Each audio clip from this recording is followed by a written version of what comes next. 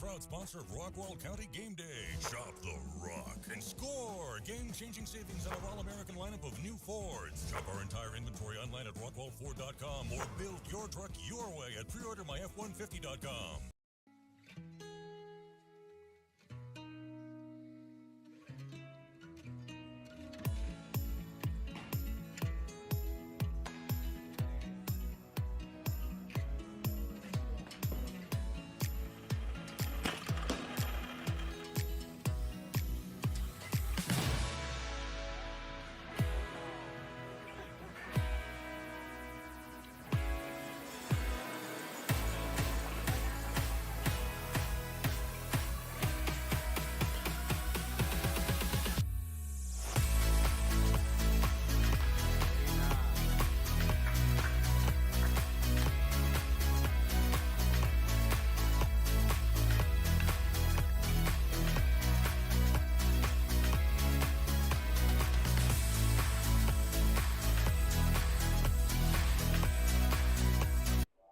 Hello and welcome to More Than Just a Game. Chris Pena with Rockwall County Game Day, and boy, we have a good show tonight. And welcome all of you that are already viewing. We appreciate it. We are live here at Rockwall Ford as we are every Wednesday. I say every Wednesday. Some Wednesdays we have to miss, but we try to make it every Wednesday, especially during the fall. And then we kind of switch it up during the spring just because the spring sports get a little crazy. So tonight, let's run down really quickly what we have going on. In about maybe 10 minutes or less, we have a special guest that I recorded an interview with earlier today. That would be one Tyson Neighbors, who was drafted by the San Diego Padres. It's our first time to catch up with Tyson since he was drafted, and we wanted to catch up and see what he's doing. Of course, Tyson is a Royce City Bulldog, the Kansas State standout, the list of awards that this young man won while at K-State. We would take up half the show if we tried to name them all. But we have a recorded interview with Tyson Neighbors, and we will air that one in just a little bit. Following our interview with Tyson Neighbors, we have a Royce City Week 4 preview. We will be talking about the Bulldogs football, what they've kind of gone through. Of course, congratulations to Coach Colvin. Gets his first win as a head coach over at Royce City. And we're excited for Coach Colvin. Congratulations to him, his staff, and all the kids over there on the hard work. We're going to kind of preview, what they've been doing, what they have coming up for this week. That will follow our Tyson Neighbors interview. Roughly around 5:20, 5:25, the Royce City football preview will start. And then following that preview, Rockwall football. Coach Brooks will be in the house, and he's bringing along a couple of captains with him. And so we'll talk Rockwall Yellow Jackets football following them. That'll be around roughly 5:40. That is when we will start Rockwall football. Following the Rockwall football, hopefully around 6 o'clock. Sometimes these live shows, you never know. They start running behind, but the plan is as soon as Rockwall football is finished, we will do a Week 4 preview for the Heath Hawks. It's homecoming week for the Hawks. I wish I could have got some Hawks in here tonight, but understandably, I did try to get the volleyball team, and Coach Webb tried to get the football team in here. But it is homecoming night, or this weekend, this Friday's homecoming, but they have their homecoming parade today, this evening. It's going on about right now, I believe. So we're going to talk Hawks football anyway, roughly around 6 o'clock. We will do that. And then following the Heath Hawks Week 4 preview, we will end our night with Heritage Christian Academy volleyball. The Lady Eagles will be in here to talk a little bit of volleyball with us. So as you can tell, as with my rambling on, we have quite a bit to accomplish in the couple of hours that we'll be on. I have to thank my sponsors really quickly. We're here at Rockwall Ford, Jeff Hicks and his staff, everybody, everything they do up here. We really appreciate them. Hudson Financial Group, of course, Hudson Financial Group is the presenting sponsor for the Jet Williams Award. board. Our newest sponsor, Firehouse Fence and Construction.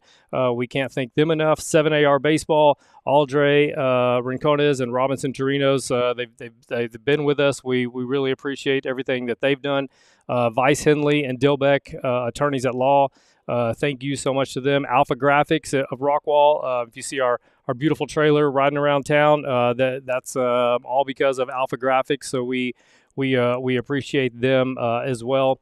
We have a busy show. So I think our lineup. Let me tell you a little bit about where we'll be this week. So tomorrow we'll be at the Rockwall game. North Crowley visits, and we'll let Coach Brooks and his captains talk about that. But of course, North Crowley, the number 3 team in the state. Rockwall at the moment is ranked number 16 in the state. Of course, they could change that with a big win this Thursday.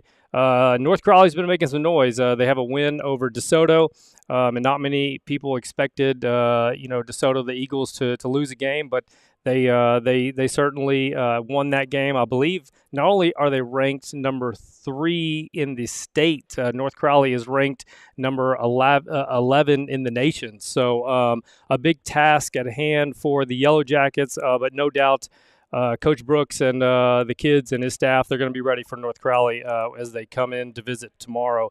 Friday, I'll be at Dallas Christian. They have a home game that kind of got switched up on me. They'll be home. And then Saturday, you're super excited to see TCU versus SMU. I'll be on the sidelines. I'll get some great video and hopefully get a sound from Josh Hoover, the Heath Hawk quarterback a few years ago now.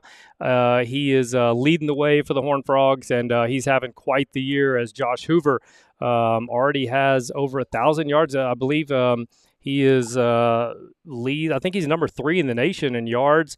But not only that, he's not thrown an interception yet. He's got 8 touchdowns. So I'm excited to see TCU versus SMU on Saturday. Let's see, what else can we get to before I go to break and get Tyson Neighbors' interview going. Jet Williams, the former Heath Hawk, he gets promoted to AAA. And, boy, wouldn't you know it, he gets a big hit, a double, an RBI double yesterday at his first appearance at AAA. And that was big for them. That was a close game and at that time. And so that was a big run late in the game. So, our guy, Jet Williams, killing it. Of course, he is he works out at 7AR during the offseason with his hitting coach, Aldre Rincones. So, I know they're super excited over there, and we are super excited for Jet and everything that he's got going on right now in Syracuse. And I believe they're still playing that series. I don't think I almost said Jackson, his brother. I don't think Kanan was in the game yesterday, but I'd be shocked if he wasn't in the lineup today or tomorrow, unless there's something going on that I don't know about.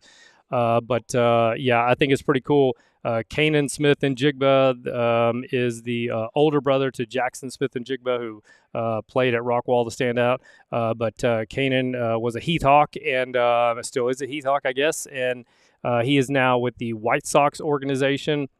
And so he is at AAA in Charlotte with them. And right now, wouldn't you know it, Jet Williams, who is a former Hawk, his first series out, he gets to see another former Hawk. So we hope everything is health-wise okay with Mr. Kanan and Jigba Smith, or Smith and Jigba, excuse me. I've been every time those games are on, they have an MILB app, and you can watch all the minor league games. And so I try to tune in to as many Jets games as I can, as I do a lot of the college games. If I see a local college that has a kid from around here, I try to tune in and watch. So a busy show. I'll run through it one more time in just a moment. Our special guest, our special interview for the night, we caught up with Tyson Neighbors. He is the former Roy City Bulldog. Went on to pitch at K-State. He won pretty much every award you can think of over at K-State, and he was drafted by the San Diego Padres this past summer, and so he is currently pitching still. Their team, the team that he's on, they're in the championship series. I think they split the first 2 games, so they got one more game to go to decide a championship. And so he told me today he's trying to get a ring. So it's our first time to catch up with Tyson since he was drafted, and so I was really excited to do that interview with Tyson. We'll play that, and then again following Tyson's interview, we will preview Week 4 for the Roy City Bulldogs as they are home this week against Weatherford, I believe. And then following our Roy City Week 4 preview, roughly around 5:40, Coach Brooks, the head coach for the Rockwall Yellow Jackets, he'll be in here as they get set for a massive game versus number 3 North Crowley tomorrow night. Following that segment, we'll do a Week 4 preview for the Heath Hawks football team. It's homecoming week for them. I know it's a big week. They want to. Nobody wants to get beat on homecoming, so I know they're going to be fired up, and Coach Webb will have his kids ready to go. And yes, thank you, Miss Judy Barnes. We love you and the Clevelands, and we appreciate all the support that you give us. I know you're proud of Cash, who's over at Colorado right now. Following our Heath Hawks Week 4 preview, we will have the Lady Eagles Heritage Christian Academy volleyball. That'll be our last segment of the night, and we will we'll talk some volleyball as we still got a couple of teams left. I got to get Dallas Christian in here next week for football and volleyball. That would pretty much take care of all of our volleyball and football teams, minus Heath, who could not be here tonight because of the homecoming parade. So we wish everybody well in Hawk Nation with the homecoming parade tonight, and it's going to be a fun week for them. So let's do this. Let me take a quick break. This segment was brought to you by Rockwall Ford. Shop the Rock. RockwallFord.com. There's plenty of trucks. There's a really, really nice Bronco on the showroom floor. There's plenty of really nice vehicles in here, and I say this, I don't just talk about it. I am about it. I recently bought a truck from Rockwall Ford, and so that's my second one that I bought from them. And so I just love how they treat people up here, and I love the support they give the community. And remember, I think I saw it on TikTok or I forgot where I saw it, but it said to when you go to these high school stadiums, it said look around, and all the signs you see, all these people that support these that you see at the stadiums, the baseball fields, everywhere, those people are supporting your kids. And so if you're going to do business with people, it'd be nice if you gave something back to them, as they're giving back to the community. So we appreciate Rockwall Ford, Jeff Hicks, for all they do. I'm Chris Pena. This is More Than Just a Game. We are live here at Rockwall Ford. We're going to take a quick break. When we come back, Mr. Tyson Neighbors, the pitcher who is with the San Diego Padres organization. We're going to hear from him in just a moment. Don't go anywhere. Thank you guys for tuning in. Rockwall Ford is a proud sponsor of Rockwall County Game Day. Shop the Rock and score game-changing savings on our all-American lineup of new Fords. Shop our entire inventory online at rockwallford.com or build your truck your way at preordermyf150.com.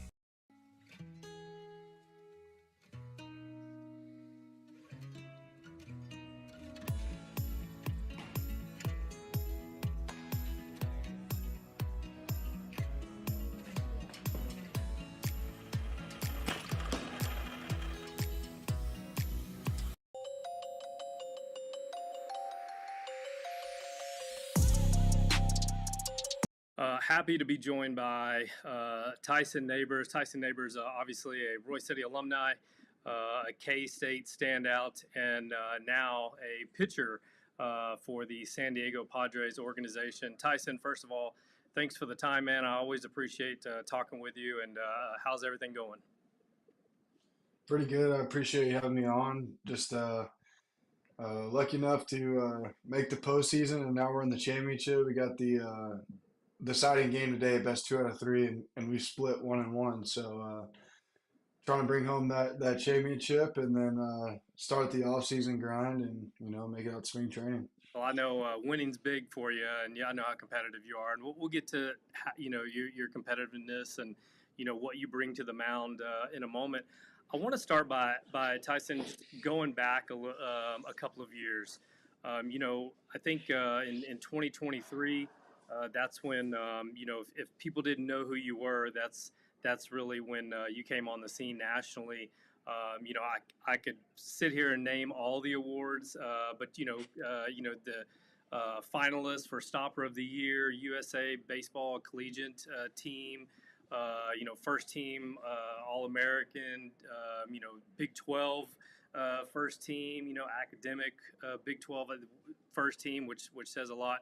Um, if you go back a couple of years, and you look at where you started, what's all of this been like for you?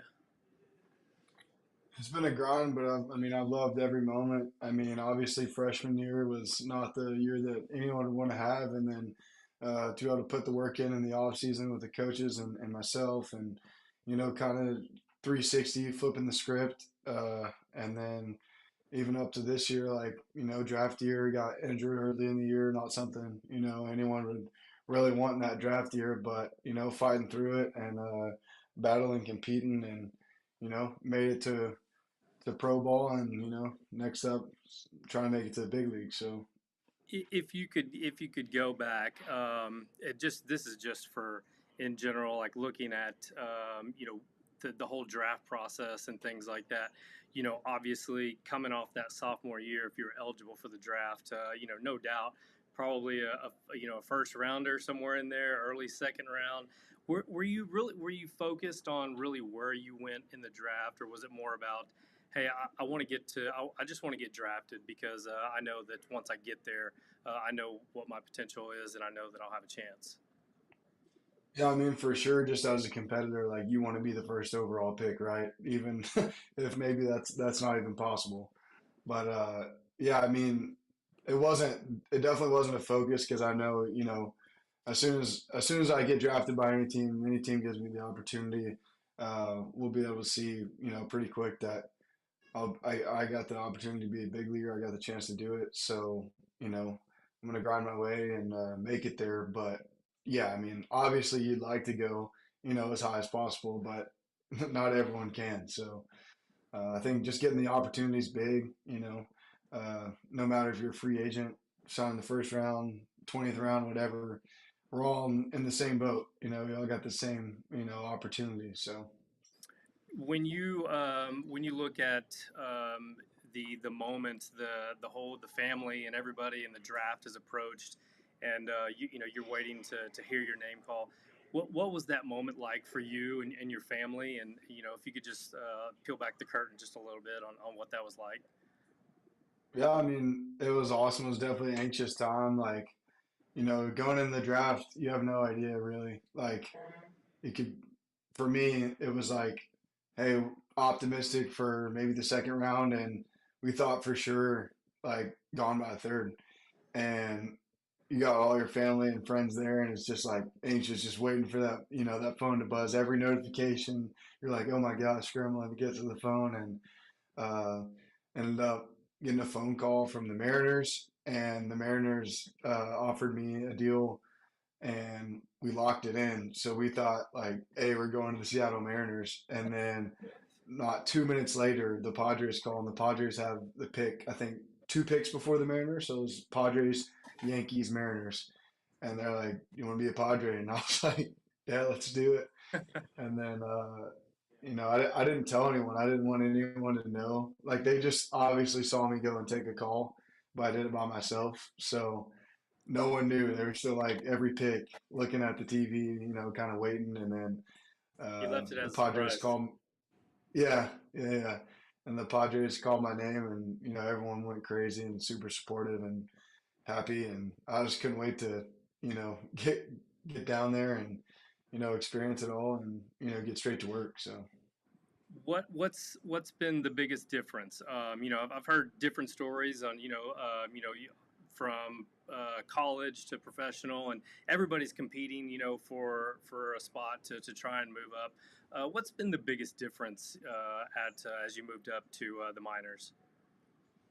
I think kind of like the language barrier, honestly. Like I'm one of two pitchers on my team right now that speaks English, so it's definitely different. I mean, in college, everyone on my team and on the other team speak English, so it's like it's never really, you know, been something I ran into, and now it's like I've got to learn a little bit of Spanish, they've got to learn a little bit of English, and you know, and it's definitely been different, but I've enjoyed it, and also everything's kind of on your own. Like, I mean, obviously we have like a team stretch before the game, and then you go and play, but there's not like everything's not as organized, and on a sheet of paper, like, hey, you got to do this today, you got to do that. Like, it's up to you to get better, and that's what kind of separates the men from the boys type thing. Like if you get your work done, it's going to show. And if you're lazy and just kind of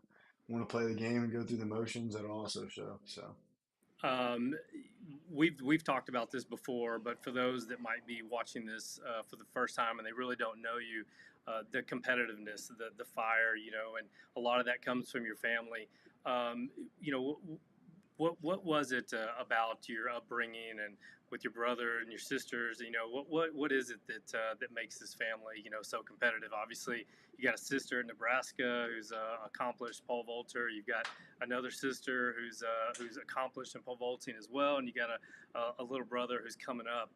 Just what's the neighbor's family like when it comes to competition?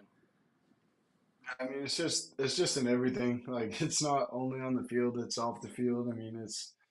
I think I've said this before on here, but it's in card games, it's board games, it's you know Madden, the show. Like anything we're playing, we're trying to like absolutely destroy whoever's on the other side. So there's really not an off switch. So, but probably definitely comes from our parents just growing up being competitors and collegiate athletes, and then you know trickle down to us and kind of all feed off each other. Like who's going to be the best athlete? And I'm sure your sister, Jacelyn, who's at Nebraska, who's I mentioned her because she's at the highest level. I'm sure she's competing for that. She's the most athletic in the family. We're talking with Tyson Neighbors, who's a former Roy City Bulldog and now a pitcher in the San Diego Padres organization. Let me ask you about pitching, Tyson. Your role, as closer in college, and you taking on that role in the professional ranks. What's that like? It's one of those where you have to wait your moment and you have to wait for that time that's just right for you to come in. How hard is that? For you as a competitor that wants to be in the game at all times. Yeah, I mean, it's definitely different. I mean, growing up, obviously, being like a two-way, like a guy who's playing outfield, but I'm not pitching or hitting, is definitely different. Getting to college and after coach told me I need to put down the stick in the fall, uh, just learning the ways of the POs, and especially like a relief pitcher. Like I've got to be mentally locked in at all times, and kind of have a routine when you go down to the bullpen, like regardless of situation, like just to get the body hot and moving, but maybe not throw as much, so I don't put fatigue or stress on the arm if I don't have to, and then uh, just always being mentally ready. Like I think that's huge, and as a competitor, I think closing is almost the like kind of pinnacle of pitching. It's like that's Yeah. you know when the game's on the line. Like if it's a 3-4 run or less, like I'm in the game and it's on me to go out there and get 3 outs, 6 outs, whatever asked of me, and get that win for the team, regardless of how it may look. Wait, now that you're in the minors and things like that, what's the challenge? Is it learning just day to day routines? Is it obviously you mentioned communication, but I'm talking about more of physical stuff for you. Is it just learning the day to day routine of a professional baseball player? Is or is it just facing talented hitters every day? What's been the challenge for you? I mean, I think it's definitely different from college. Like in college, we're playing 4 games a week, and now it's like 6 to 7. So, you've always got to be ready every day to pitch, especially as a reliever. Like that's one of the most valuable pieces or I guess attributes you can have as a relief pitcher is like availability. Availability is like the best ability. So, staying on top of your recovery, mobility, making sure you're managing your workload the correct way, and then also just staying in it mentally. Like I've talked to some of my friends that are relievers in other organizations that have been in the minor leagues. Like it's a 140 game season. Like there's going to be times where you don't have your A stuff, like you don't have your plus stuff that day, and learning to battle through those days and get through those days, and then of course on your good days you're going to feel good and it's going to be easier. But just staying checked in mentally and knowing that and loving the game really. Like if you don't love the game, minor league baseball, it's going to show, and you probably won't be here for long. So Yeah, and that's I was going to ask you about that, just the grind of it all, and just trying to take that next step, improve yourself every time you go out to the mound. Um, you know, when you set goals for yourself, and you go out there on the mound. What is it that you're really just trying to accomplish every time you go out? I know you're trying to strike everybody out, but just mentally the checklist to try and make sure that you're ready to get to the next level. What's all that been like for you? yeah, it's been good. I mean, it's definitely a little different, like I said, since we're playing every day. But it's I mean, going out there and attacking the zone, attacking hitters. The more I'm in the zone and attacking hitters, the more it forces them to swing or go to the dugout. So, um, being efficient, still competing, just being ready, and knowing that you gotta be fresh for the next day, the day after that, and all that stuff. So being Who really does efficient. who does Tyson Neighbors model himself after, if anybody, when you look at pitching? I mean, I got asked this question a lot during like the draft interview process from like all the teams, and I think it's really like literally everyone. Like I'm one to take bits and pieces from every single person and try to use it if I can, and if not, try it maybe for a little bit and disregard it. But that's just kind of how I've got to where I am today is like watching different guys, whether it's on YouTube or shoot, I go out to Team USA, like asking guys, hey, what do you think on this? What's your thought process here? What's your pitch grip with this? Like, what do you think in this situation? I think everyone has, some piece of value that I may or may not have, you know, came across yet. And then I think also in return, I can kind of, give them bits and pieces here and there, and kind of all build each other up and make not only myself really good and learn from that, but bring the people around me up and make them pretty good as well. And then finally, Tyson, as we'll let you go here in a second. I think every kid has a dream, right? You step up to the plate and in the World Series, and you hit that home run to win the game or tie the game. What's something that Tyson Neighbors, the kid inside, what do you dream about as you start your journey towards the major leagues?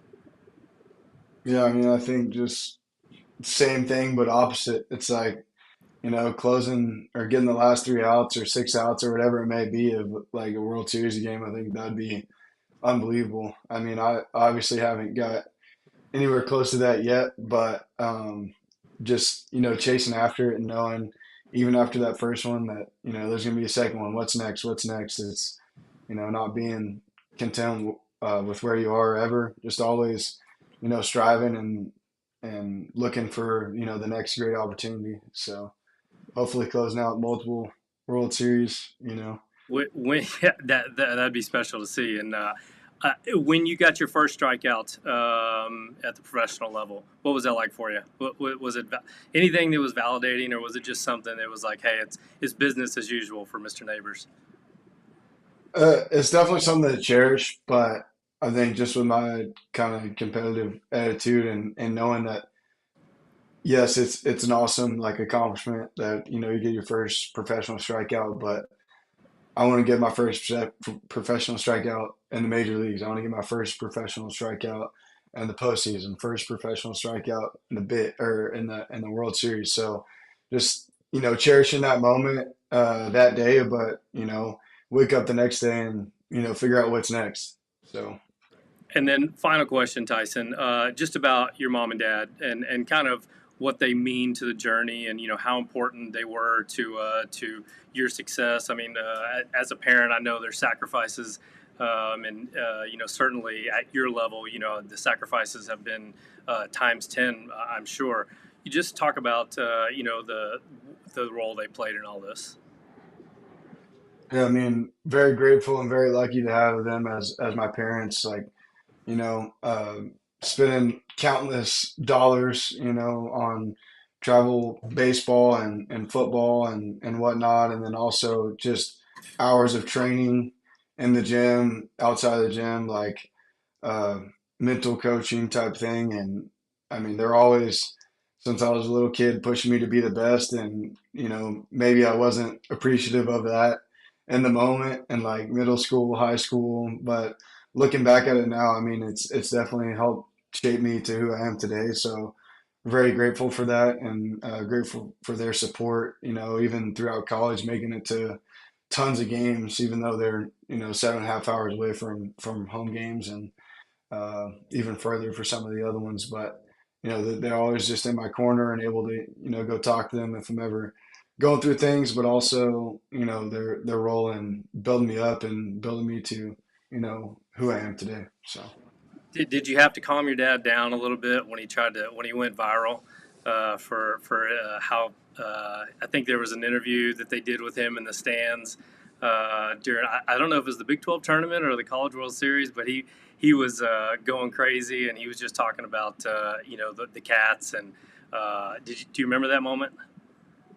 Yeah, I think it was in the regional against Arkansas. That's I what it think I was. remember someone went in the stands and interviewed him. Yeah, he was just pumped up that we beat him, and yeah, he was fired up. Tyson Neighbors, former Roy City Bulldog and standout at K-State. A list of awards that I might have to get on my phone and read, and it would take us another 10 minutes. But, buddy, congratulations, man. I know you're just getting started. And I know there's a lot of work in front of you, but I know you have a lot of people around here, including myself, rooting for you. I look forward to watching your journey and appreciate the time and best of luck. Yes, sir. I appreciate it. Thanks for having me. Hey, man, Tyson Neighbors, there he goes. We'll talk again soon, hopefully. Yeah, have a good off season and, stay healthy, buddy. Yes, sir. Thank you. Rockwall Ford is a proud sponsor of Rockwall County Game Day. Shop the Rock and score game-changing savings on our all-American lineup of new Fords. Shop our So there he goes, Mr. Tyson Neighbors. Man, that dude. There's you won't find a bigger competitive heart out there. He is just he gets fired up. They've made hype videos just for him and the stuff he's doing on the mound. It's electric. He's going to I believe just just with his stuff and watching him operate on the mound, he's gonna be fast tracked and he's gonna be ready to go and he's just got some nasty stuff on the mound and he's got a great attitude. He gets fired up, but he keeps it tempered and that's the passion that he carries out there. You can see it, man. It's who he is and it's what's carried him this far, and it really is a joy to be able to talk with him and watch him go. I know it was a really really big deal for Tyson Neighbors and his family, and what they're just getting started as they got a family full of athletes. As his sister Jacelyn, she's at Nebraska, and I know the younger sister. I know she stand out pole vault too. See where she goes, and then Kipton and him coming up in the ranks. It's gonna be fun to watch that family, and it's gonna be fun to watch Tyson Neighbors. Okay, it's 5:27, and I am behind because I know Coach Brooks and a couple players, a couple of captains, are going to be in here shortly. So as you can see, Week 4 preview, Royce City football. They are home this week, and they have a game against Weatherford. Weatherford comes in at 0-3.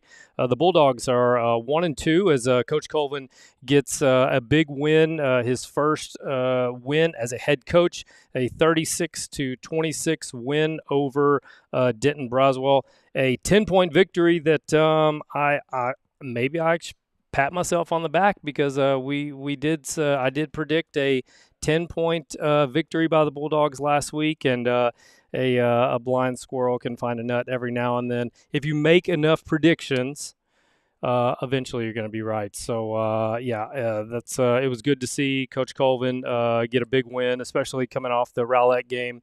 They really let that one slip through their fingers, but we're off to a winning now, and the Royce City Bulldogs. They will host Weatherford on Friday night. Weatherford again comes in 0-3. I think what was really impressive about Royce City in that win over Denton Braswell, they trailed 26-13 at half, and they'd given up some big plays, and the rushing attack for Braswell, they were doing what they needed to do, and then all Royce City comes out and does is they shut them out in that second half. They outscored them 23 unanswered points, and they go on to win that game. Richardson, he goes 10 of 17, 119 yards in the air, 3 touchdowns, but he also added 110 rushing yards in that game with a touchdown. So the Bulldogs, they rushed for over 300 yards in that game. Jenkins contributed that with just under 70 yards, and then Watson, who had just over 80 yards, and he had a score as well. The defense, was the story in that game, and that's really what allowed them to come back. And you don't often see when a team's having that much success. You have to make some adjustments, and they were able to go in at halftime and do what they needed to do to make those adjustments. Led by Billy Jones for Royce City, 10 solo tackles, 8 assists. I think he had 18 total tackles, 3 for a loss.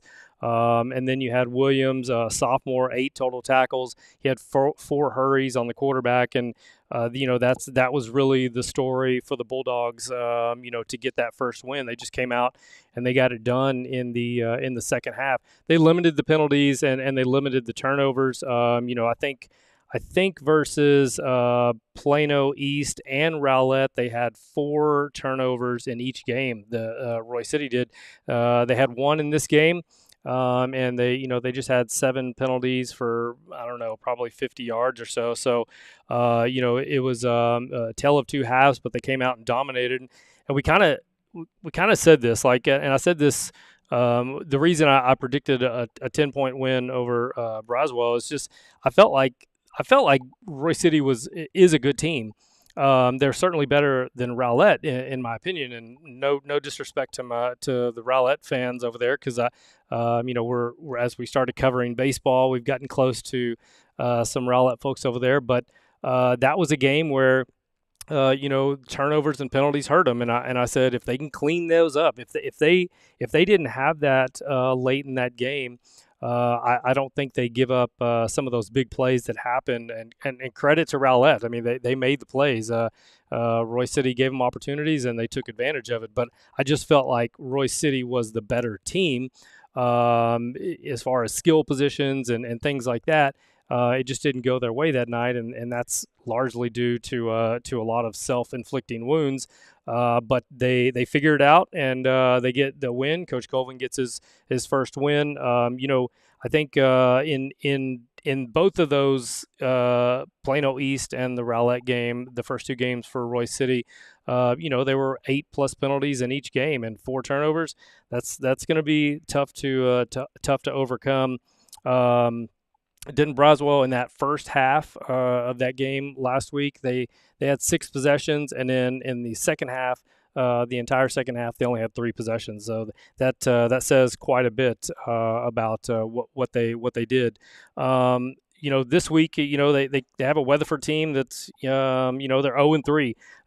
What tape I could find on them on Max Preps. I mean, um, I'm not uh, at all an expert on kids, how good they are as far as at the quarterback position and things like that. But I do feel like there's an opportunity if they can get to this quarterback and hurry him from what I saw other teams doing. I feel like there's an opportunity to create some turnovers and force this quarterback to throw off his back heels.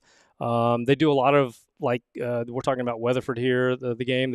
They did a lot of like stack formations, a lot of like motion in that formation, and they were able to create some big runs. So obviously, it's going to take some discipline on the defensive side to make sure to limit Weatherford to these big plays, these chunk yardage plays, which I know that the Coach Colvin and his staff want to eliminate. I think when you look overall at this Roy City Bulldog team, yeah, they're young in some spots, and they might need to get it going offensively in a hurry. But I think what we have to remember this. I mean, Coach Colvin is taking over year one, and it's going to take some time to get this system in place, what he's trying to do and not just the class that he has now, but we're talking about the JV, the freshmen, and even the middle school teams. And I was at the Summers middle school game last night versus Utley. They've got some good looking players, and they beat Utley last night, I believe 31-22 or something like that. It was a pretty good game, and then they scored a late touchdown that put it away. But it's just going to take the Bulldogs us time to get their system in place.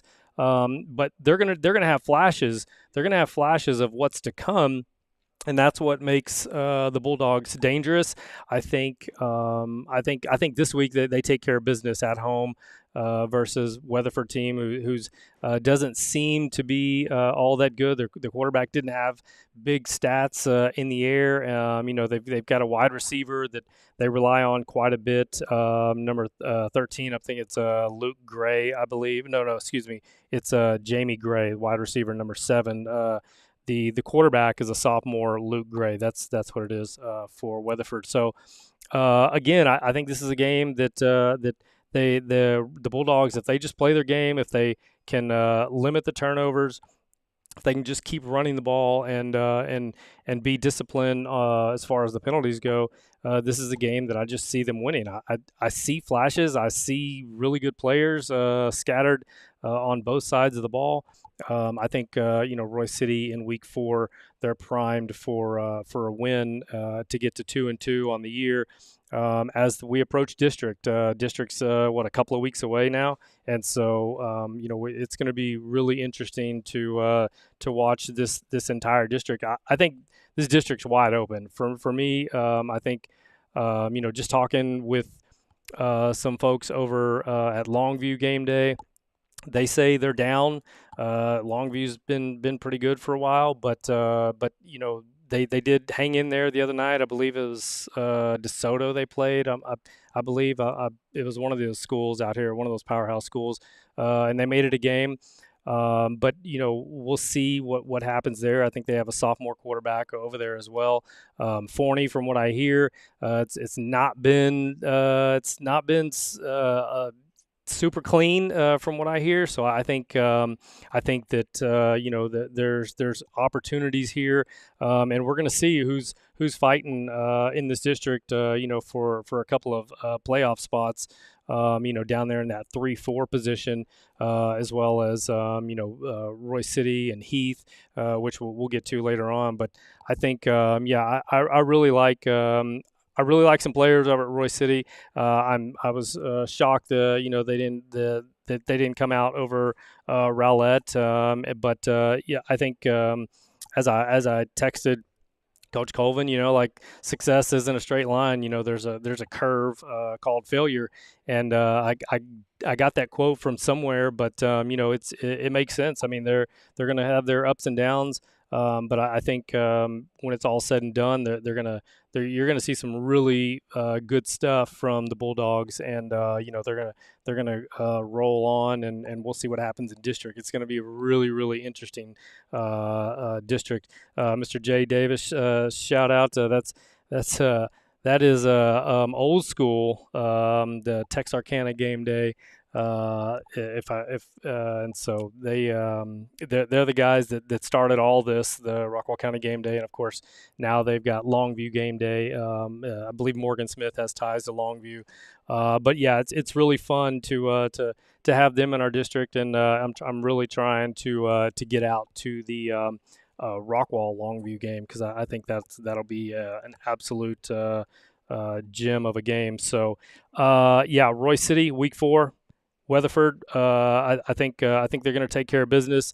I love what they did last week. I love the shutout in the second half last week. 23 unanswered points. Everything looks like it's going to run through Richardson. With passing, rushing, defensive. Billy Jones. Wow, I mean, 10 solo tackles, 3 for a loss, 18 total tackles. You can't say enough about that young man, and I believe he's up for an award this week through either the Dallas Morning News or one of those. So we'll look to see if Coach Colvin can get his second win as head coach, and then the Bulldogs will be on a win streak, and we'll be off and running. Okay, this segment brought to you by Vice Henley and Dilbeck. This is our second year, I believe, with Vice Henley and Dilbeck, attorneys and counselors at law. They're located in Roy City. Again, guys, I say it anytime you see banners or anytime you see things like on this show, or when you go to the schools, if you see signs for people sponsoring stuff, that means they're sponsoring your kids. So we ask that you just think about them when you're in need of services like a law firm. Maybe you're in God forbid, some kind of accident or something like that, but certainly they can help you out. So we appreciate Vice Henley and Dilbeck for all their support. All right, it is 5:40. I'm going to take a quick break. When I come back, I see Coach Brooks here. I see Mr. Landon Locke, and I think we have one more player. But yeah, we'll take a quick break, and when we come back, Rockwall football. Don't go anywhere. This is more than just a game. Chris Pena, Rockwall County Game Day, live at Rockwall Ford. We'll be right back. Rockwall Ford is a proud sponsor of Rockwall County Game Day. Shop the rock and score game-changing savings on our all-American lineup of new Fords. Shop our entire inventory online at rockwallford.com, or build your truck your way at preordermyf150.com.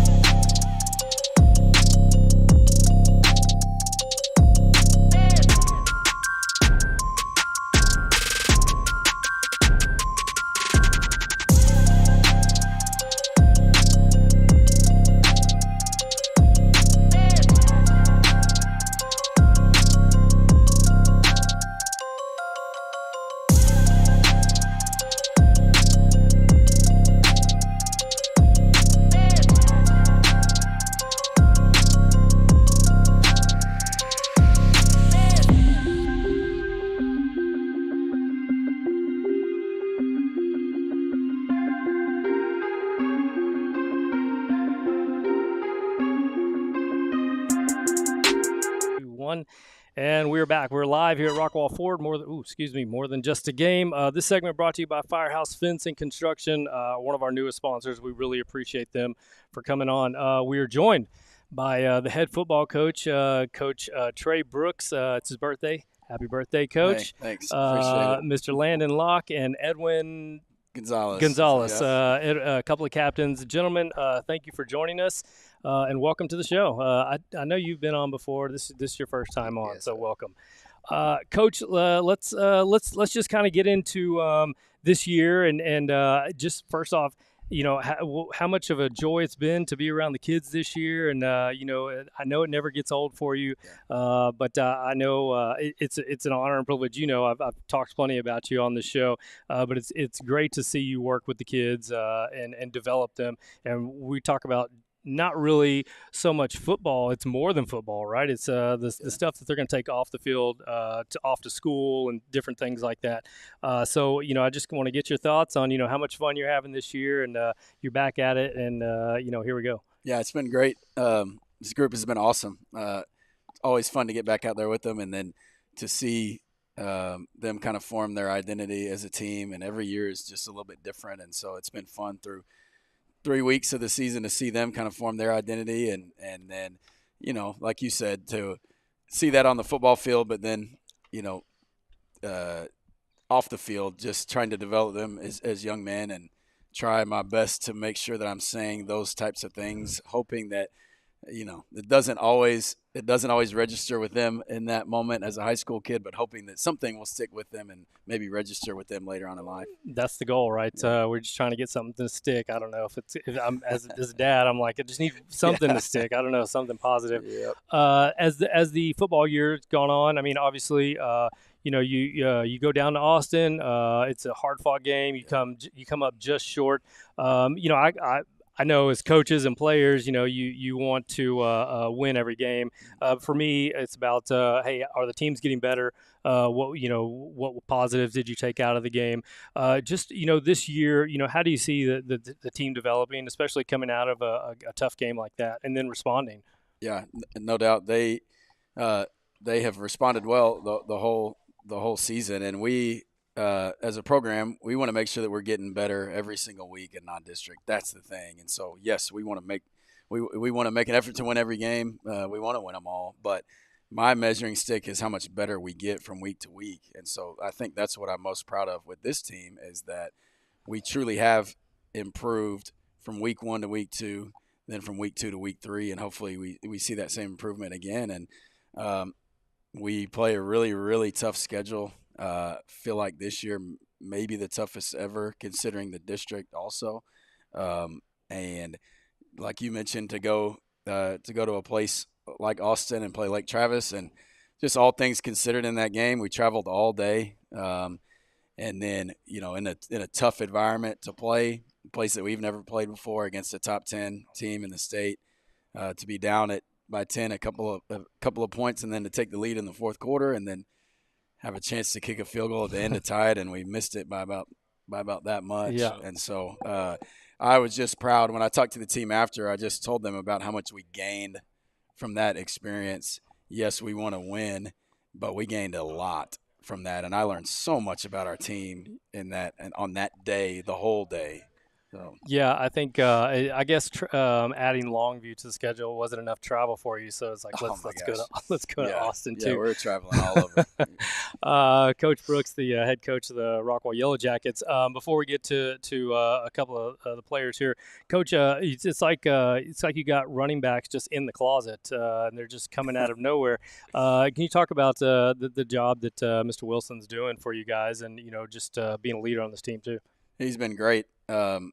We kind of knew what we had in him, just because we're around him all the time. But people that don't know, they just see that we lost a 2,000-yard rusher and a great person in Ashton, and so I think it's surprising to people to see what he's doing. But it's really not surprising to us. He has worked so hard to be in this position, and has kind of waited his turn and his opportunity, and he's making the most of it, and his hard work's paying off. And so we just want to make sure that he that he keeps going. Yeah, yeah. I mean, he's now he was leading in rushing in the area last week, so not a bad guy to replace a Yeah. 2,000-yard back with. So Yeah, for sure. that's pretty cool.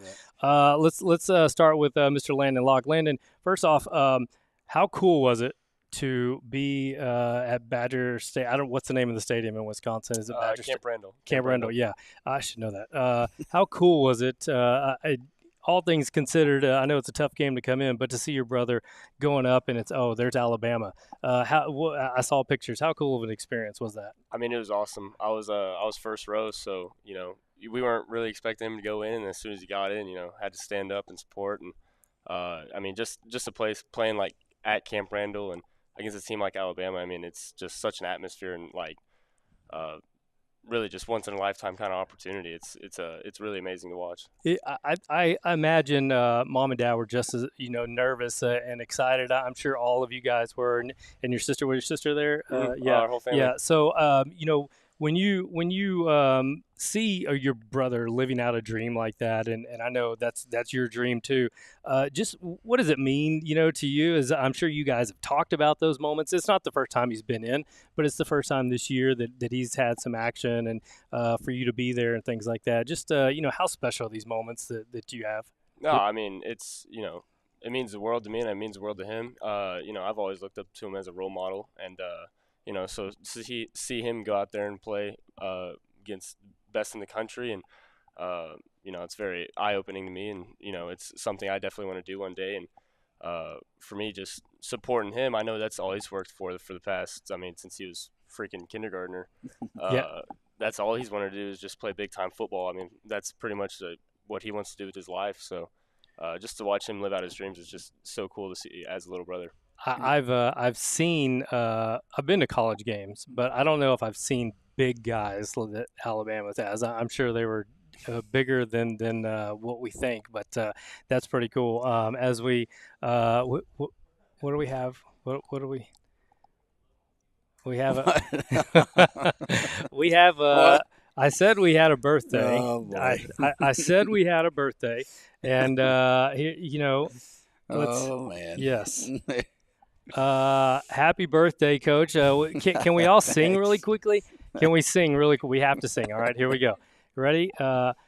Ready? 1, 2, 3. Happy birthday to you. Happy birthday to you. Happy birthday, dear Coach. Happy birthday to you. All right, here we go. As Coach and his boys and his wife Carly, they're here. Cupcakes. Thanks. Happy birthday! Appreciate that. Happy birthday! When you get to 40, Coach, I'll let you know all the things that you shouldn't be doing, because you can't be 40, right? Oh, I'm past. Oh, I am so past. you could have just said, yeah, 39's coming. Yeah. That's awesome. That's awesome. Yeah, thank y'all. Thanks for the terrible singing. Yeah, are y'all gonna stick around for a minute? Okay, because we'll get the boys on. We'll get you on here shortly. Okay. Let me ask you, Landon, just a big game like this, and your role on the team now. As you're coaching, I went to practice. I think last week or something like that, and you were just you were in their ears, and you were just helping out, and you were being the leader that you are. What's this week been like for you and the team, and how excited are you for the task at hand tomorrow night? Oh, I'm stoked for our team to go out there and play a team like this, and I'm a big believer in something Coach Brooks always talks about is everyone has a role, and I had a role, and then got injured, so now I have a new role, and my job is to fulfill that role, and that's pretty much doing what I can, coaching on the sidelines and helping out Brent in any way that I can, and so. I mean, I'm super excited to see, how we, play this team, and it'll really show what we're made of. So I'm really excited to see them go out there. Yeah, number 3, North Crowley comes in town. Oh, I was going to say he may have coaching in his future from what I've seen in a short period of time. It's been awesome for me because, I'll see something out on the field at practice, and I'll say, out loud, oh, he's got to do this, and I look, and Landon's already on it. He's like, I got him, Coach. And he'll talk to him, and anyway, it's been pretty cool. It's like having an extra coach out there. I'm curious to know, like, do you there's more than obviously plays and what you're seeing like that. Are you talking to wide receivers like Gooch and those guys and saying, hey, or talking to Brent and saying, hey, these is what we like to do. These are things that they're comfortable with, and so these are things you look for. Is it you trying to coach them up on stuff like that? Yeah, absolutely. Anything I see that I think could help or just make things a little bit easier or simplify. I think it benefits everyone hearing whatever will make the team better. So yeah, in any way, like whether it's just understanding the scheme or what we're looking for. I mean, yeah, just go over there and say what I think needs to be said, or just keep it on their mind even if they're doing it, still doing it correctly. Yeah, just going over there and keep it on their mind. And I have to ask you, did you get Coach anything for his birthday? Yeah, what is It's on the way. It's on the way. yeah. Coach brought me a gift, and it's Yeah, not I even did. my birthday. I love this. I'm gonna replace that big helmet right there. that with might this be one. good for your desk or Yes, something. yes, absolutely. I appreciate it. Landon Locke, star quarterback, a stud, headed, committed to Wisconsin, and obviously, wish you all the best health and stuff like that coming back. But before we move on, really quickly, this team as a whole, the guys that you've grown up with and watched, how much have they surprised you? How much have they been a joy to be around as far as just growing up as being guys on and off the field? I always have known what they and as a team we were capable of, but I think it's just awesome going out there with your boys every Friday night and just getting to live out the little kid dream, just going out there under the lights and playing in front of all the fans, and the community of Rockwall is great. So yeah, I think it's awesome just watching my buddies I've been around since kindergarten just go out there and live out the dream. Yeah, Coach, just talk about your quarterback really quickly. And we've already talked about it on the coaching stuff and things like that. But just, what that leadership can do for you during a game, and how it's going to help you throughout the season. Oh, phenomenal leadership. This guy's one of the best that I've ever been around. How he has always handled himself, no matter what, has been amazing. And now how he has handled himself through this is never seen anybody like it handle themselves in a difficult situation like he has. And it's still finding a way to contribute to our team in a big way. I mean, it's awesome, and he's in it. He's in every meeting with me every day as if he's playing, and it just that means a lot. It means a lot to this team.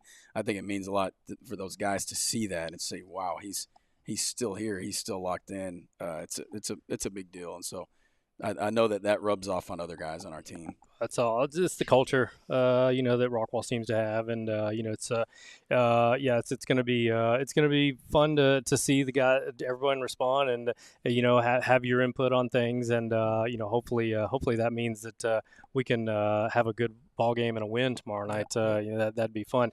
Mr. Edwin Gonzalez, a defensive end for the Yellow Jackets, also a captain. First off, thanks for being here once again. Can you just talk about this defense and your role on this defense and, what you guys are capable of? Yes, sir. This defense, man, it really surprises me the way that we just respond to adversity. We go down to Austin. The fans are cheering against us. It's a big atmosphere, and we just respond next play, next play, next play. We have to keep that in the back of our minds. They bust a big play on us. Okay, so what? Next play. The play's not over till we're sitting on the sidelines, talking to Coach France over there, and he's telling us, okay, we got to fix this, do this, and then the next play. And we've all just come together as a group to just, be one unit. I mean, we've pitched 2 fourth-quarter shutouts this season, and, it's really good for us. And so I'm just really proud of the guys around me, and shout out to Parrish on the other side of the ball, 1-2 package. You got to stop both of us if you want to have a good night. I like that. Awesome. I love shout outs. Man, speaking to that, having 2 defensive linemen as captains, we have 2 captains that are D linemen. That's pretty rare. It says a lot about that position group, and they're a strength of our team. And I'll brag on him. I looked at it the other day. I think I'm right on this. He's our second leading tackler. He plays defensive end. I mean, you talk about making plays at that position. That is not easy to do, and he has been very disruptive for the teams that we've played, and they have really been a strength for us. last game against Louisville, forced 7 3-and-outs to a really, really good Louisville Yep. team. I mean, that's tough to do in today's age of offensive football. So, Right. 7 3-and-outs and just forcing that many punts, that's a pretty big deal. So they're playing well right now. We're talking with the Yellow Jackets, as you can see, and as you can see, happy birthday, Coach Brooks. It's on there, and his wife Carly and the boys. They brought some cupcakes over here. You can't. Let me move this down. Now you can see them. There's some cupcakes right there. And we sang happy birthday. We're gonna cut that. We're gonna cut the singing part, and that's what I'm gonna put out for the highlights of this show for today. Edwin, just you wear the C on your on your shoulder there. Just what it means to you to be a captain for the Yellow Jackets and your role in the team. Yeah, it means a lot. I mean, the team gets to vote on who the captains are going to be, and just to think that I'm one of the guys that they want to be a leader to them, and I mean, to show them that the Yellow Jacket way, I feel like I've done a bunch of stuff to bring them together, and I just feel like I can be out there and let them know, like, be hard on them without them, like, fighting back against me. Like, hey, it's tough love, I'm doing this for the better of you. And being a leader is not easy. Yeah, no doubt. And they luckily they respect that, and they know that I'm just trying to help them out. We get set for a big game Thursday night. Do you as a player, do you not try to overthink it? You're just like, hey, I've got a job to do. They've got playmakers. We've seen the film. Is it just hey, I'm going to do my job. The guy next to me going to do their job, and we're going to help each other out, and that's how we're going to be successful in this game. Is that how you all approach it? Yes, sir. Coach France is always talking about do your 111, and then that as a group will come together, and we'll figure out the game plan, and we'll complete the game plan. Yeah, Coach. I mean, when you look at defenses in a game and you talk about forcing 7 3-and-outs and things like that, there's always adjustments to be made and things like that. You kind of already alluded to it, how proud you were of the defense and what they were able to do against a really good Louisville team. But when you get into a big game like this, is it just business as usual? Is that what it is? Just do your job and that's it? Yeah, it's for us, it's just like I said earlier. I probably sound like a broken record to these guys, but it's just an opportunity to get better. At the end of the day, this game is a non-district game for us, and we're not going to make it more than that.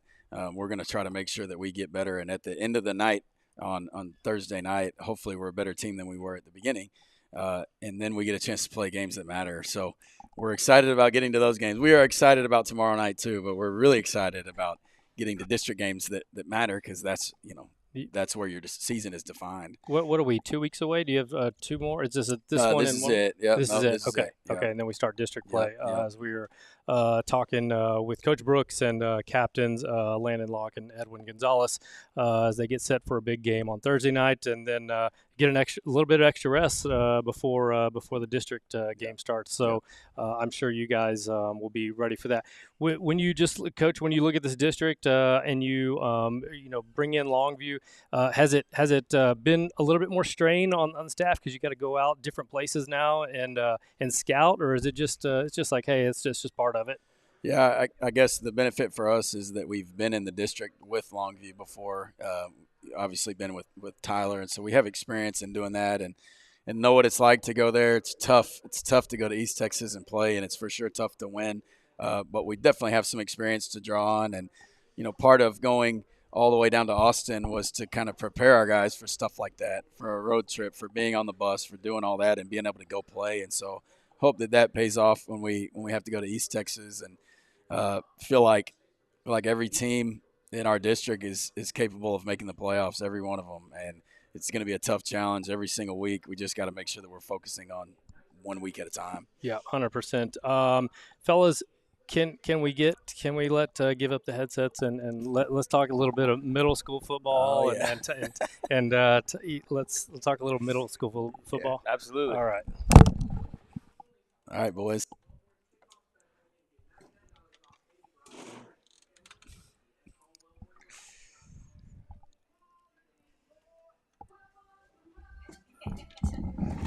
There we go.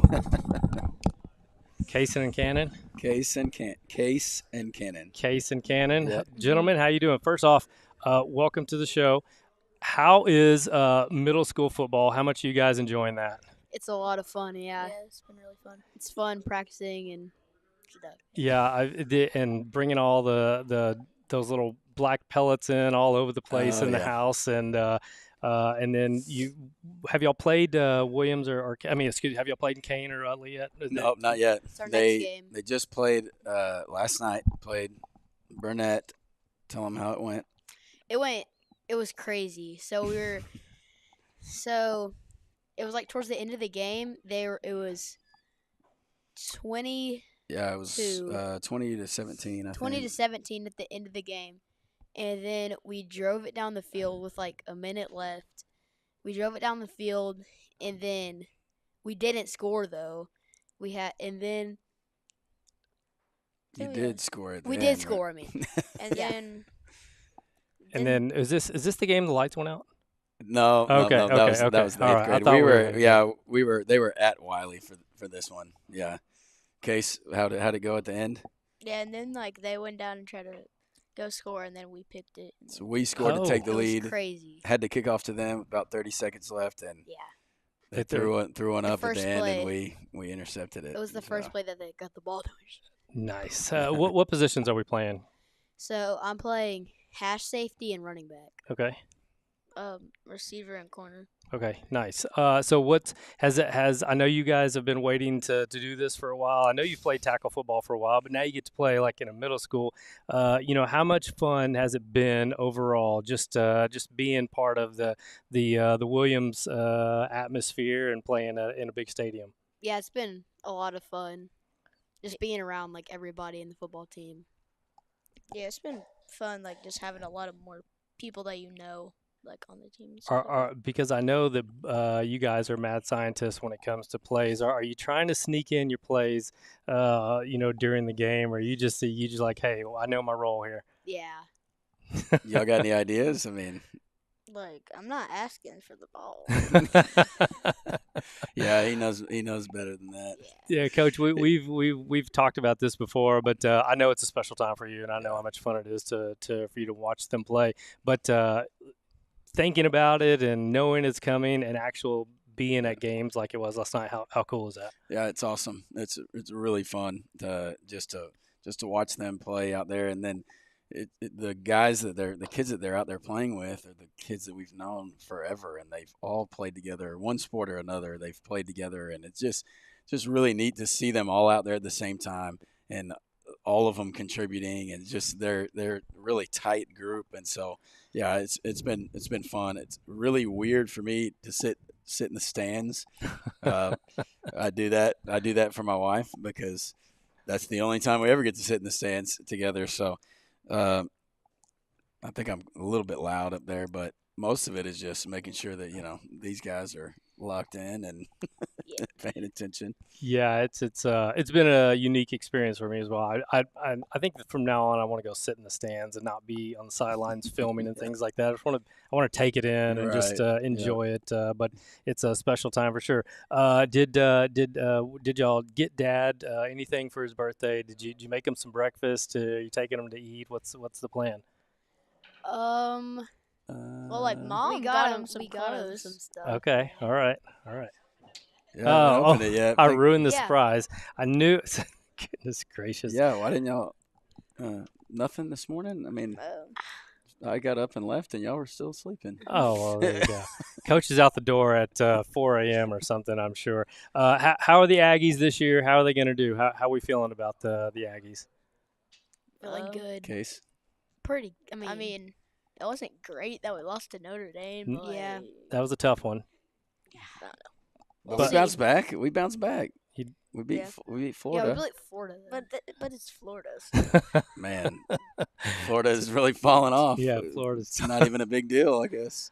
Yeah, that's how the other night, because we're big soccer fans at home, and I was like, "Oh, Messi scored 2 goals," and and my son was like, "Dad, it's MLS. Calm down." And I was like, "Okay, I'm sorry. They're still professionals, right?" I mean, so anyhow, guys, good luck to you this year. Keep going at it. Keep practicing hard, and enjoy it. And we'll be we'll be filming you guys pretty soon, before you know it. So yeah, Thank you. good luck to you guys. Thank Coach, you. what's that? Did you have something to I add? just said thank you. Oh yeah, Coach. Thanks so much. I appreciate the time. Yeah, And absolutely. Carly, thank you for bringing the cupcakes and singing "Happy Birthday." Landon, Edwin, good luck to you guys. Wish you all the best. Look forward to tomorrow night and being out there. Yeah, we'll be rooting for you guys all the way. All right, thanks. Appreciate it. All right, we're gonna let them go. When we come back, we're gonna talk a preview. Heath Hawks, week 4. Don't go anywhere.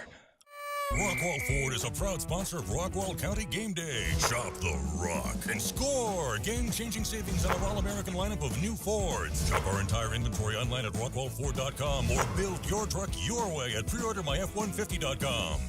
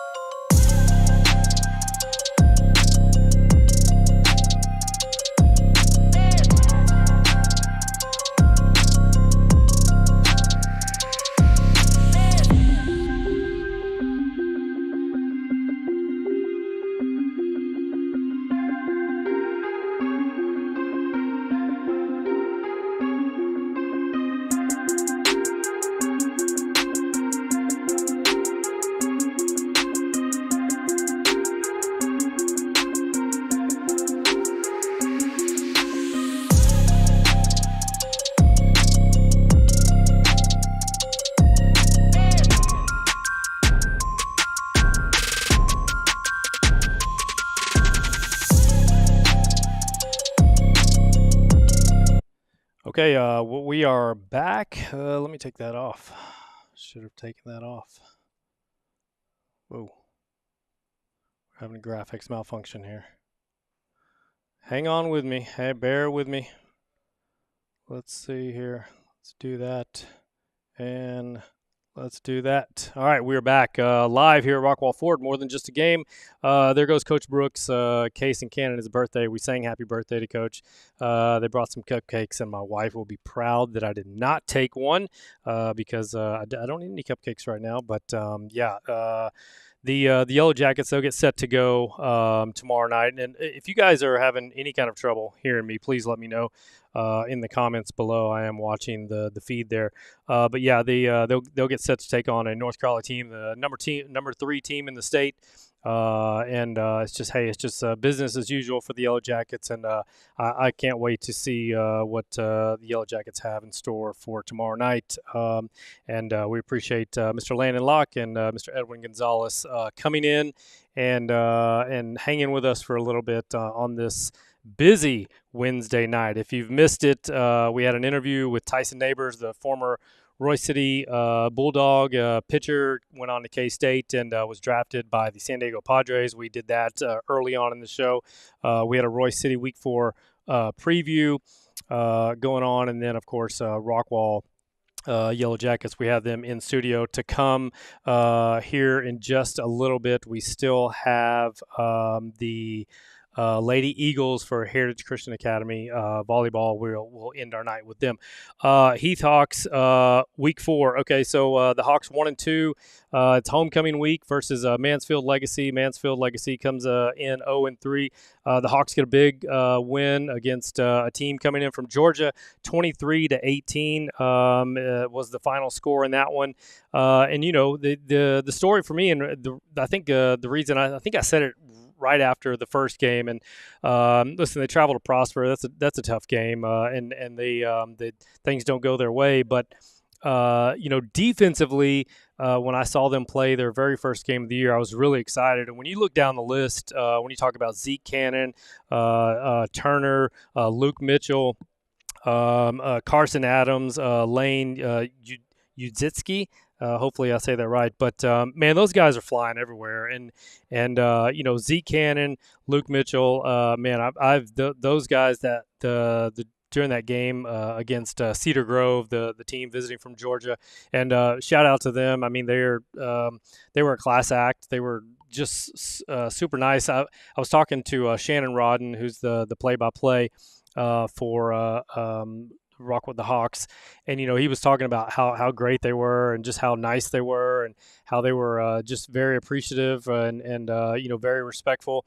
And you could tell that because a lot of times I spend time on the field and you hear the talk, you hear what's going on the field, and it's not something that I got from this team. This team was very they're just very respectful. They played it the right way, and hats off to them. But the Hawks, they take care of business. They get a win.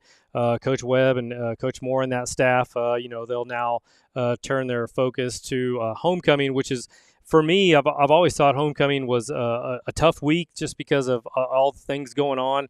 They've got the parade going on tonight, and I think they were going to meet the Hawks afterwards. So there's a lot going on, a lot of things that can be distractions. But that's where a experienced staff and a head coach like Coach Webb has built kind of control things and make sure that the kids are staying focused for the task at hand. Mansfield Legacy, they might be coming in 0-3. I didn't look at who they've played. I didn't look at a lot of details about them. It could just be that maybe they loaded up their schedule. Could be that they've been missing guys and now they're getting guys back and they're going to be fully healthy. The point is you really can't take these games lightly. You've got to come in prepared, and you've got to think like you're 0-0, and this team's 0-0, and we're 0-0, and we got to go out there and fight it out. Not a lot of stats to be found right now on the Heath Hawks, offensively. What I will say is it's always a tough situation in my eyes, right? Because this is just how I view it. But we saw last year with Landon Locke and Mr. Marshall how they split time, and they handled it professionally, and they went out there and they thought that was best for the team. And here you have Mr. Landon Dutka, the senior, just kind of splitting time and rotating with the sophomore Prosper Neal. From all accounts, from what I hear, I think they're just whatever it takes to win, and that's the attitude that these quarterbacks are taking, and that's the attitude you have to have as a team. And certainly, I can't say enough good things about Mr. Landon Dutka, and he's carrying himself as a leader on this team, and he's making sure that whatever we need to do to win is what's important, and not so much playing time. And if you can get a team full of selfless guys like that, then good things are going to happen. Certainly, we've kind of talked about it, on this show, with my partners who couldn't be here tonight, Mr. Kevin Winkfield, Mr. James Branch. Rockwall and Heath have ruled this district, since I've been around, 4 years, maybe 5 years, and until proven otherwise, it's their district, and so I expect the Hawks to treat it as such, and they've got a ton of good players. When you talk about Ashton Bradford at running back, and a young man named Carter Zom, who I think I've seen Carter play his 8th grade, the summer before he was going to be a freshman, in a 7-on-7, and I was blown away. I thought, goodness gracious, who is going to guard this young man? And so he was been out with an injury. He's due to come back. I don't know if he'll see playing time this week. For sure, I expect to see him in district, but I just know that Carter in the running back position, that's going to add some depth to them, and give Ashton a little bit of breather, when they need it. So I expect this team just to get stronger and stronger.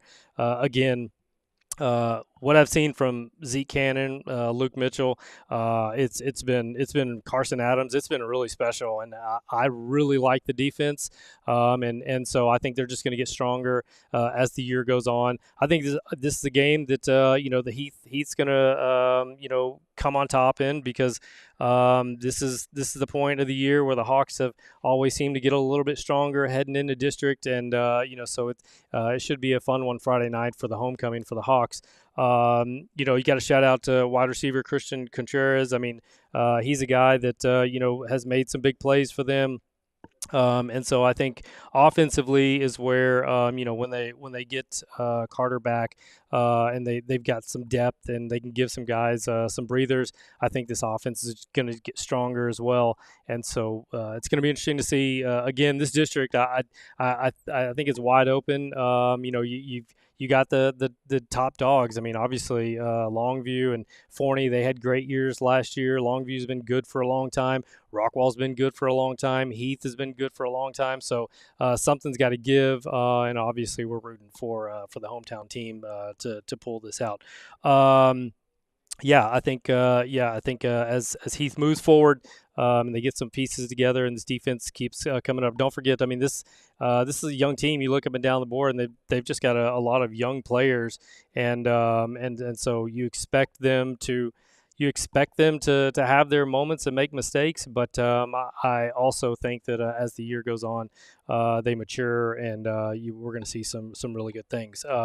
Speaking of which, just note, because I'm thinking of Heath and I thought of Longview, if you missed the freshman game that Longview Game Day aired last week, that was a rivalry born. That was the most epic game I have seen, and no disrespect to freshmen or anything like that. I tuned into that game because I wanted to support Longview Game Day. I wanted to support the Hawks. I just wanted to see their stream and enjoy it. My son was at soccer practice, and I couldn't turn that thing off. It was the most incredible game. Some spectacular players all over that field. Landon Dutka, his brother was quarterbacking, and he looked fantastic for the Hawks. They just had playmakers all over the place, but so did Longview. That's going to be must-see TV when they square off again. The way the schedule worked, I guess, they both had an open date, so they decided to play each other, but they'll play each other in district, so that matchup will happen again here at Rockwall Heath. Hopefully we can get somebody can get into the sports marketing's ear and find a way to air that game, because the folks back in Longview who can't travel for that freshman game, they deserve to see it, because I can tell you right now, those two teams, after what happened that night, all the craziness, they're just excited that they're going to get to play each other for the next couple of years. And I can guarantee you, every time they meet up, they're going to try to one up each other. So shout out to the young freshmen over there at Rockwall Heath, and to Longview as well. I mean, they're in the district. So this segment brought to you by Vice Henley and Dilbeck. When we come back, we're going to take a quick break. When we come back, we're going to talk a little Lady Eagles volleyball and end our show for the night. So we appreciate everyone, all the comments. We appreciate everyone tuning in tonight. This is more than just a game. I'm Chris Pena here live at Rockwall Ford. Don't go anywhere. We'll be right back. Rockwall Ford is a proud sponsor of Rockwall County Game Day. Shop the Rock and score game-changing savings on our all-American lineup of new Fords. Shop our entire inventory online at rockwallford.com or build your truck your way at preordermyf150.com.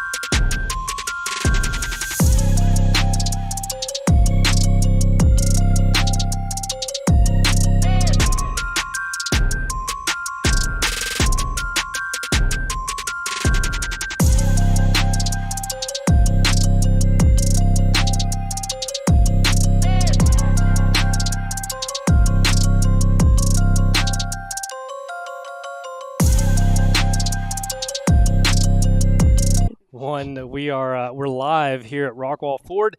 We are joined by the Lady Eagles Volleyball Heritage Christian Academy. This segment brought to you by Alpha Graphics Rockwall. The owner over there has a lot of ties to HCA. Do you know?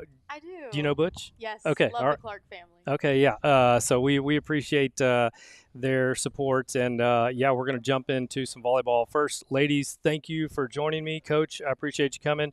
Coach, let me start with you. Just kind of where can you catch us up? Where are you at in the season? How are things going for you girls? Going really well. I can honestly say that skill-wise, attitude-wise, energy-wise, we are doing better than where we ended last year. We picked up where we left off, so that's a really big step for us in our program. We're doing really well. We're 14-4 right now. Okay. Have a good schedule so far. We've got another couple games coming up. Yeah, I didn't know that. That's y'all are terrible. We've got another couple games coming up here soon, but overall, I'm really happy with what's going on. Yeah, there's a tradition over at HCA for good volleyball since I started this like 4 years ago, and so I know how important it is to keep traditions like that going. Before we get to the girls, Maggie, Deanna, and let me look at my cheat sheet, Addie. Addie. Before we get to the girls, Coach, just the makeup of this team.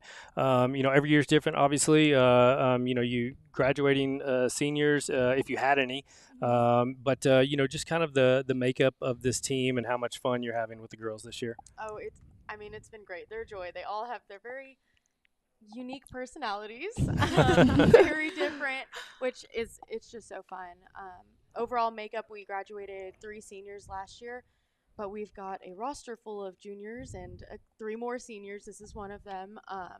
But we're still a semi-young team, and we have a lot of growing to do. But good thing after this year, we get a whole nother year for the most part with the same group. So it's been really good. Yeah. So are you got your girls juniors? Juniors. Yes, Okay, perfect. All right. The schedule as it goes for you girls. You talked about you have a couple more games. Is that before you start like district play? Yes. Okay. Yes. What's been the most improvement? What have you been most proud of since you started to right now? I'm honestly going to say their work ethic and just their overall energy. Last year they were very young, and it takes getting used to a new coach and to new teammates and stuff like that. But they have meshed really well. So that's really what I'm most proud of. We were talking with the Lady Eagles volleyball, as you can see down there. We're not blessed with Coach Mack tonight, so I was like, hey, I need volleyball because I didn't want him up here with football or anything like that. I love Coach Mack. Addie, let's move to the senior and talk to you for a few minutes. You're a captain. Senior year is such a special year for many reasons, but I'd like to know your take on being a captain and being a senior and just how much you're enjoying the moment. I'm loving it, to be honest. I wasn't gonna play volleyball in high school. I played my freshman year at Rockwell High, and then I quit after that, and then I wasn't gonna change schools. So then I made the decision to change schools, and I was like, okay, there's a volleyball team. I'll just try out. And so made varsity, and then being captain this year has been amazing. It's fun, and it's a privilege. I love it. The job of a senior, obviously, and a captain is to be a leader, and everybody leads in different ways. Some are vocal, some just by example.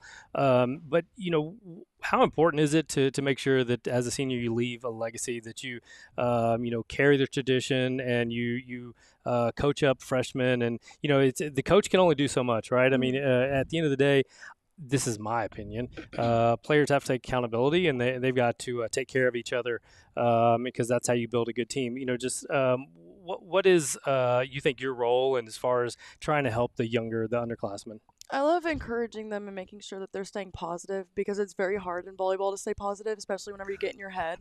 And so I just want to be sure that they have a voice that's telling them to stay positive and to stay like fake it till you make it is our big thing. Yeah, so I love that. I love that. Yep. I used to say that all the time. Fake it till you make it. That's what I do up here. I have no idea what I'm doing, and I just gonna fake it and act like I know exactly what I'm doing.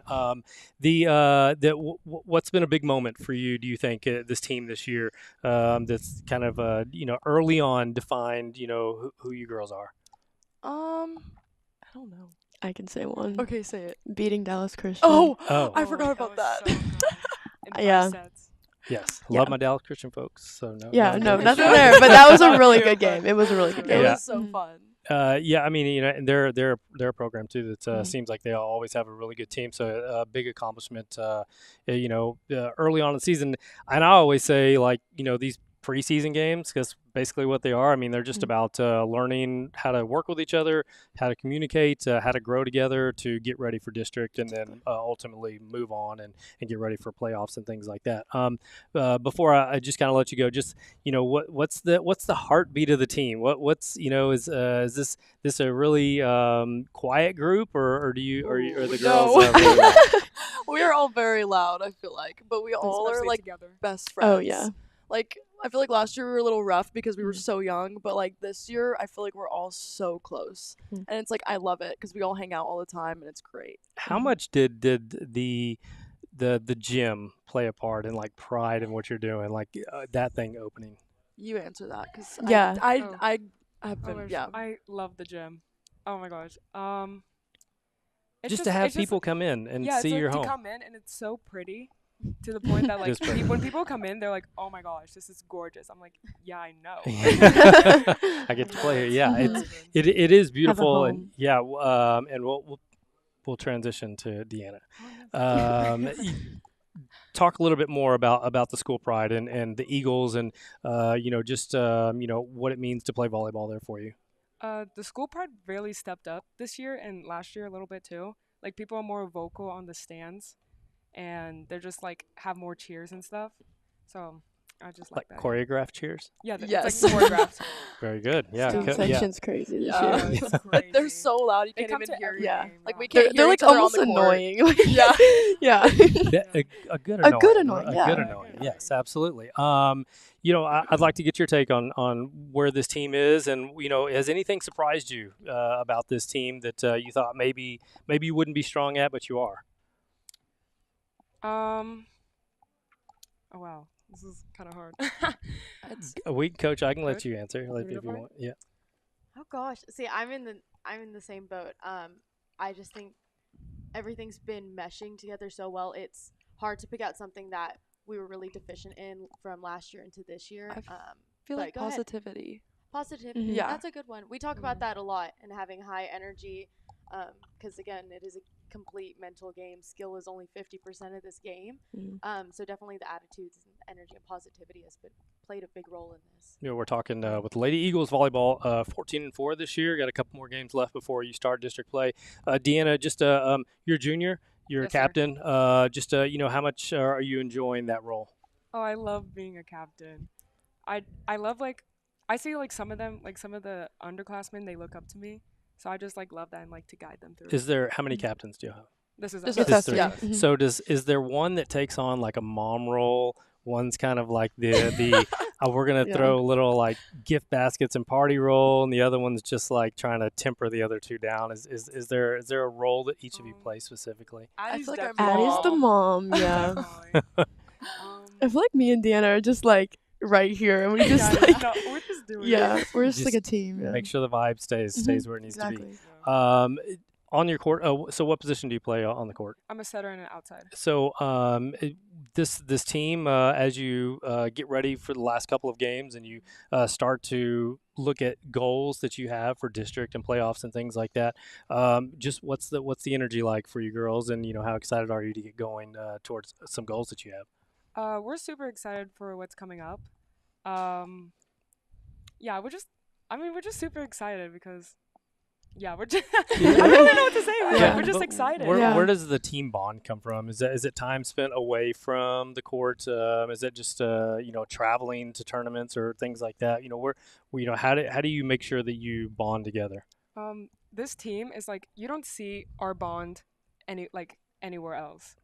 This is really rare how close we are, but we usually do like with team bondings and just like we're just team bonding, yeah, Mhm. throughout Tournaments. in school and out of school. I feel like it Yeah. also helps since y'all are like the majority of our team's all in the same grade. Mhm. Like Yeah. the majority of our team's juniors. Okay. And so like there's only three seniors. three seniors, And there's one freshman. no sophomores, and then there's a freshman. Mhm. So Okay. it's just all juniors. Coach, I didn't do this with Addie, but I'm gonna let you do it now. Okay. Can you expand on? We'll get to Deanna in just a second. Can you expand on what she brings to the team, and how important she is to this team? Oh, Addie? Yes. Yes. I think just definitely her leadership qualities. This year we did something a little different. We voted on captains. Last year was kind of unique because we were all new to each other. But I think her leadership definitely shows on and off the court.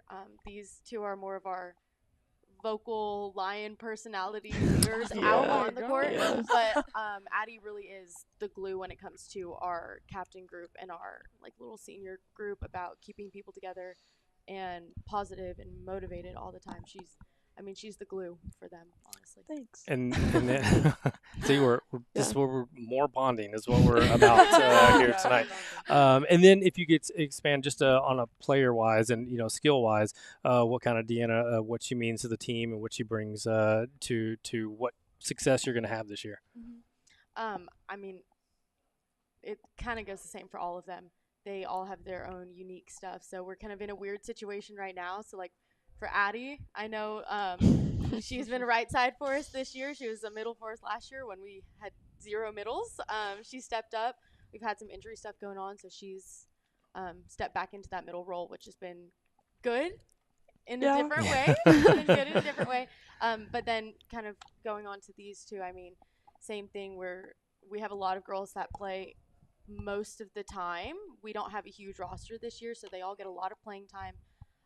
But that they're all they have a crucial role. Deanna's a setter and an outside, which is unique. You never see setter outsides.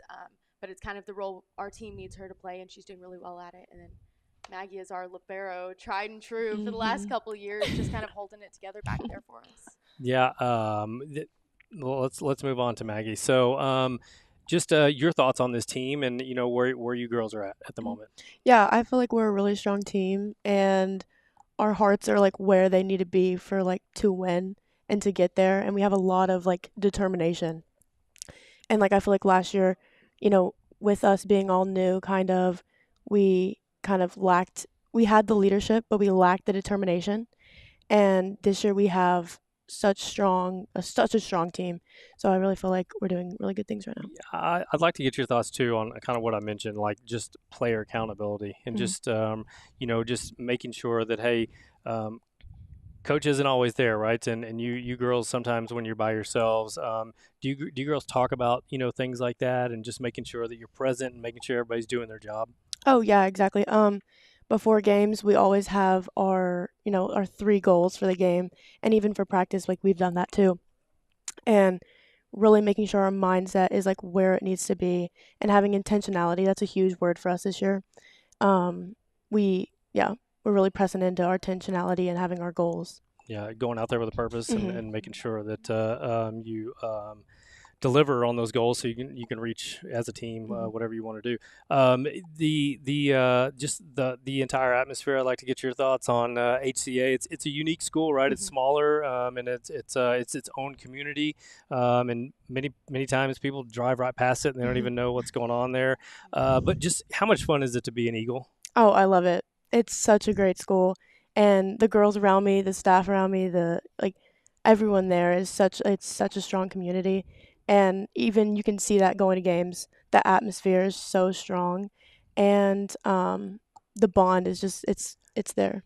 So walk me through practices. How intense are practices? And what impact does that have on a game that you might have coming up? Well, Coach Pay and Coach Megan, they do a great job planning our practices. They're really fun, but they're also she's like, you'll get serious sometimes if you're messing around. But we'll go in there and do what we need to work on, and we get rewarded for how hard we work, and we have fun. So when you have a smaller team, like a smaller roster, just how important, how much does the physical side come into it as far as, getting tired? That can leak into mental things, right? When you get tired mentally, you just lose focus, and that can be bad things can happen from that. Just talk about how physical this sport is for you girls. Oh, it's physically demanding. And we kind of worked on this whole summer we were working out and getting training for this season. And it's you can tell that we've worked this summer hard, and even having the endurance to keep playing on hard plays, you can tell that we've been working. Yeah, there's no substitute for it, right? And I think that's when you really find out who's been putting in the work, who put in the work early in the season, even before the season started. So when you get to the playoffs and tough times are tough, that's when you start to figure out who's tired and who's making the mental mistakes. So hopefully it works out for you girls. Who do you have next? Who do you? We play Fellowship tomorrow at home. At home, okay, and then you'll have one more, and then District We're starts at Community on Saturday. At Community on Saturday, okay. Girls, thank you so much. I appreciate it. Any shout outs? Any girls that are not here, obviously, but girls that have just been putting in the work and you're proud of?